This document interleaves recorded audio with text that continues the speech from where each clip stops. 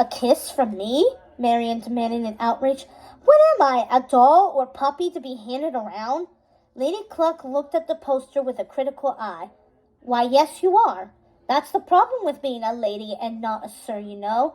Is it just me, or is this whole to-do a setup to catch Robin Hood?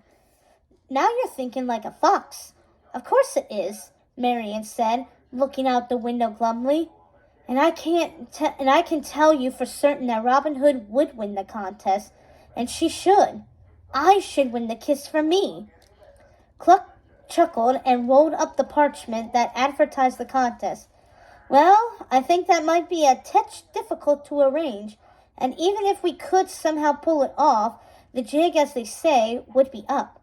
You have an important job, Missy. There's folks who depend on you. To not starve, you know, and to keep the hope of King Richard's return alive. I know, Marian sighed and straightened up, patting down her skirts. I was just being self-indulged for a moment. Someday, though, I shall be free of this castle, to live my life in the woods with Red and my fellow merrymen.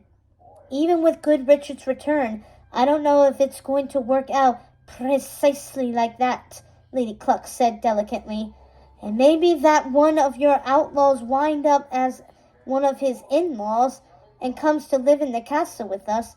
Well, that would still be something, Marian said with feeling. The couple's time together alone was almost never just alone time. Either the two foxes were plotting their next heist with the other merry men, Friar Tuck, Little John, and the rest, or they were training. No longer a little girl whose whimsical pursuits could occasionally be excused.